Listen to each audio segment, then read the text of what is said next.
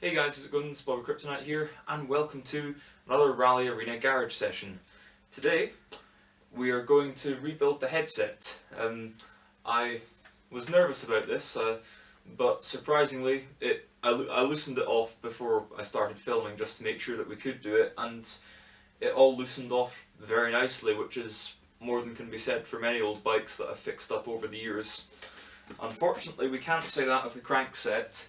I'd loosened off the cotter pin nuts last week or a couple of weeks ago, sprayed some GT85 in there and left it. Did the same again today and tapped it with a hammer, but the cotter pins are showing no signs of budging, so I've even sprayed some of the liquid nitrogen, if all else fails, stuck seat post spray. So we'll see how that goes, but the main focus of today's video, I hope, is going to be the headset rebuild. I didn't actually get a good feel of how the steering actually feels, but I'm sure the grease in there will be very old and a rebuild is the best course of action. So without any further ado, let's get disassembling.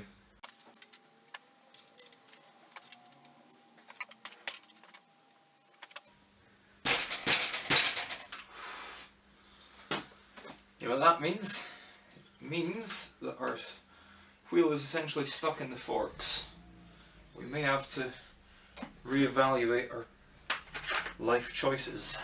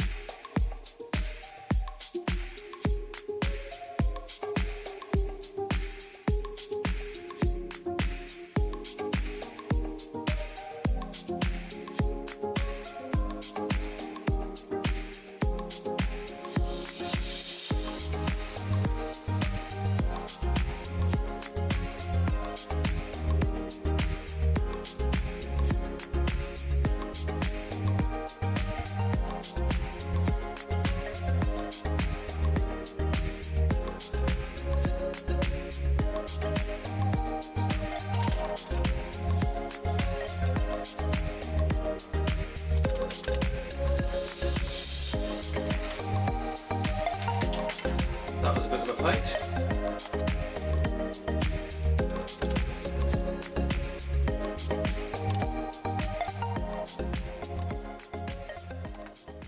Now that we have the wheel, mudguards, brakes, its handlebars, etc. off, we can feel the steering a lot more like it is, and it definitely feels like it needs a rebuild. So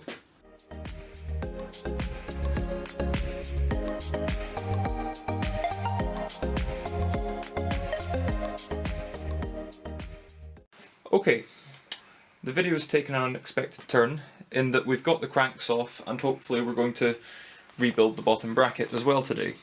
Now, the way we managed to get the cranks off was to put the bike in a vise, but with this little socket here over where the head of the cotter pin would be, not the side with nut and the washer, but the other side, and then with the vise clamping between the socket and between the nut.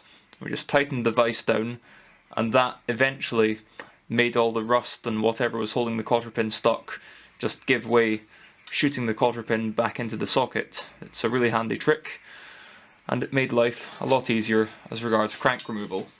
Now, you may notice that if I try and turn the crank spindle with my fingers, it's really nasty. Not sure if you can hear the sound, but it isn't nice. So that's something to look forward to. There may be left-hand threads.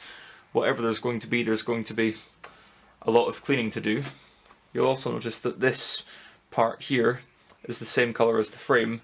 Very often it's usually just the same as this steel. Okay, we've got the bottom bracket axle out and it's very dirty. There's even what looks like sand in some places. The grease was very dry, there was almost no grease left on the bearings. While we've got it out, we'll make a mental note for the rebuild that this side here, where this bit is longer than on this side, that's the drive side, so that's where the chainring goes. Remember that for reassembly. Cool little bike hack for you guys here. We've plugged up the other side with an old wine cork and laid in the grease and bearings, got that in place, and then when we're ready we'll remove the cork and put the bottom bracket spindle through. The bottom bracket rebuild has been completed and it spins beautifully now. No nasty sound, nice and smooth.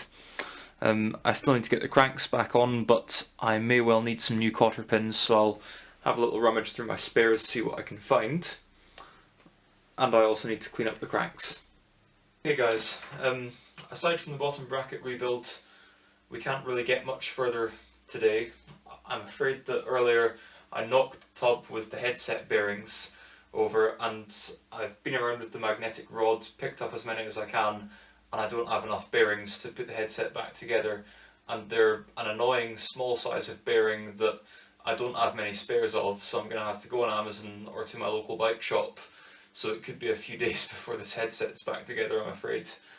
Other than that, I could get the front wheel bearings done, get the rear end of the bike back together and the crank set, but we'll save that for tomorrow's workshop session. Right, I hope you've enjoyed the video. If you did, please give it a like, follow me on Twitter, like the Facebook page, all that good stuff, and I'll see you in the next video. Ta-bye.